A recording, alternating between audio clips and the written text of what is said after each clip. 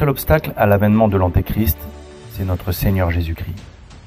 Pour cette raison, le diable doit impérativement pousser les hommes à mettre le Christ de côté.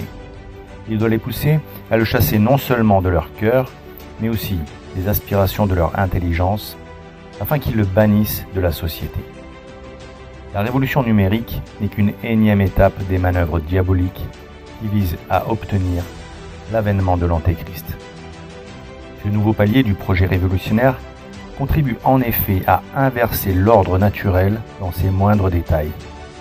Portant au pinacle ce qui devrait être rejeté au banc de la société et accusant d'infamie ce qui devrait être honoré, le flot ininterrompu de bêtises, de mensonges et de calomnies véhiculés par le numérique ne laisse aucun répit à la capacité d'analyse du cerveau humain. Cette explosion du numérique et son omniprésence dans le quotidien des hommes permettent aux démons de canaliser, mais surtout de brider la capacité de raisonnement des hommes en contrariant son développement dès l'enfance. Le malin a bien compris qu'araser le terrain qui permettra la venue du fils de perdition consiste à pervertir les intelligences en les détournant de leur objet, l'amour de la vérité.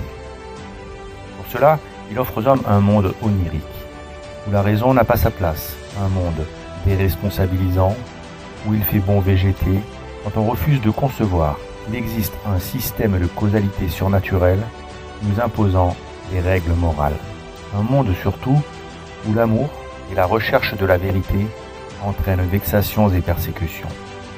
Un monde enfin où les autorités corrompues promeuvent des principes maléfiques, ont recours aux mensonges d'État et font taire la dissidence par tous les moyens.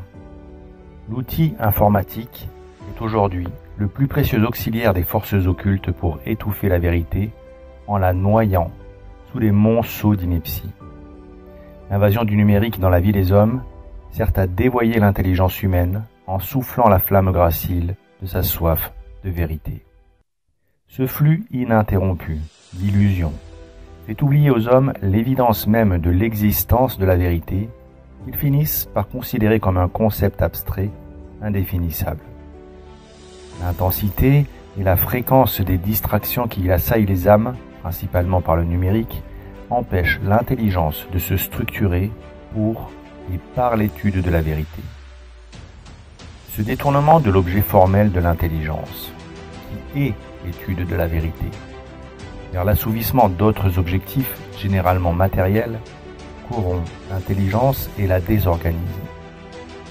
Certaines capacités intellectuelles, comme la volonté, la mémoire, la faculté d'association, la critique, qui normalement sont soumises à la raison dans un esprit équilibré et bien ordonné, s'émancipent alors et prennent le dessus. Cette corruption entraîne une certaine confusion de l'esprit qui, sans la rigueur et la logique du raisonnement, ne voit plus de difficulté à accepter les contradictions en oubliant que la vérité ne comporte en elle aucune contradiction.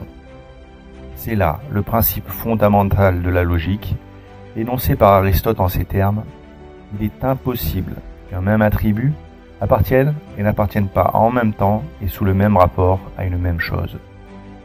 Dit autrement, cela signifie qu'une chose ne peut pas être le contraire de ce qu'elle est.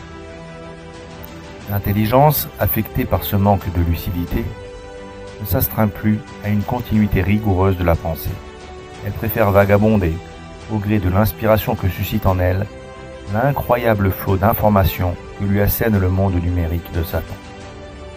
Ajoutons à cela que la créativité et le talent des hommes, mis au service de la publicité depuis des décennies, nous ont plongé dans un monde où la forme compte souvent plus que le fond, permettant ainsi aux démons de placer les plus criantes contradictions et les plus abjects non-sens au cœur de notre quotidien, sans que ne s'en émeuvent les citoyens consommateurs. Ainsi, en surfant sur le net, on passe allègrement d'un constat alarmant sur la pollution à une publicité pour partir en croisière à l'autre bout du monde, à bord d'un paquebot brûlant 60 à 150 000 litres de fioul par jour. D'un débat sur les méfaits de l'obésité à une publicité pour un soda sucré.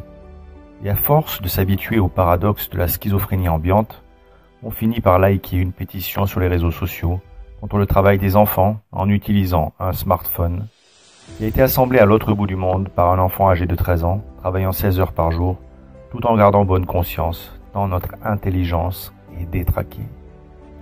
La publicité, telle qu'elle existe aujourd'hui, est un véritable poison pour l'intelligence. Elle est tellement omniprésente dans nos vies que l'on finit par ne considérer que son aspect esthétique sans creuser plus loin.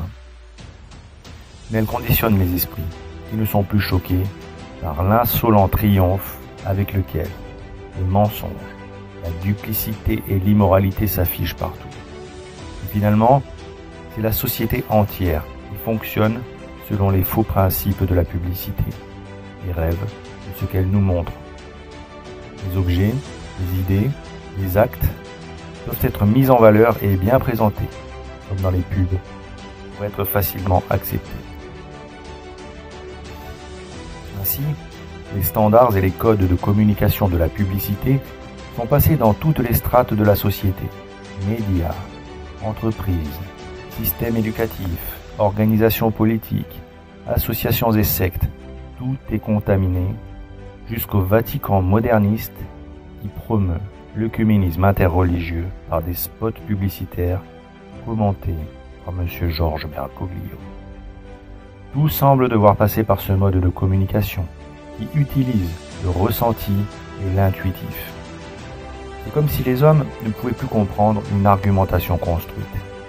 Comme si désormais, l'intelligence mutilée des consommateurs considérait les explications logiques comme une chose inaudible et ennuyeuse, tant sa faculté de raisonnement s'atrophierait à force de ne pas être utilisée. Aujourd'hui, une chose capte l'attention, il ne suffit pas qu'elle soit vraie, il faut qu'elle soit bien présentée. Seul le ressenti compte, ce qui rend les hommes inaptes à s'élever spirituellement, car se contentant d'approximations, ils n'ont plus le goût de la vérité. Ils ne s'intéressent à ce qui les traverse, à ces émotions qui les animent, et n'obéissent ni à leur raison, ni à leur volonté. Il faut dire que la tactique de Satan pour arriver à ce résultat est particulièrement efficace. Par l'audiovisuel, l'intelligence des enfants est pilonnée d'informations qui sont traitées intuitivement, sans faire appel à la réflexion critique.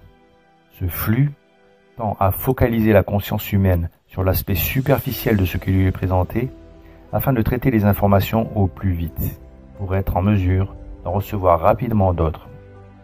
Cette posture, qui neutralise l'esprit critique, réduit l'acteur qui agit en analysant à l'état de spectateur qui subit en stockant des informations. Par une forme de porosité spirituelle, les messages qu'il écoute et regarde s'impriment en lui sous forme de notions superficielles et imprécises. Il apprend ainsi inconsciemment ce qu'il doit penser, ce qu'il peut dire, ce qu'il peut faire, ce dont il peut rire, ce qui doit le révolter, ce qui doit le faire rêver, ce à quoi il doit aspirer, ce à quoi il a droit, intuitivement, sans effort intellectuel. La musique, les images et plus encore l'association des deux engendrent en effet les émotions qui peuvent aider à implanter des concepts dans les intelligences par le biais de l'imagination. Ces émotions dirigées par l'imagination aiguillent l'intelligence vers des certitudes ressenties très puissantes qui, sans être le fruit de conclusions logiques, s'ancrent pourtant dans l'esprit et s'y épanouissent au point de devenir des convictions que seule la grâce peut ébranler.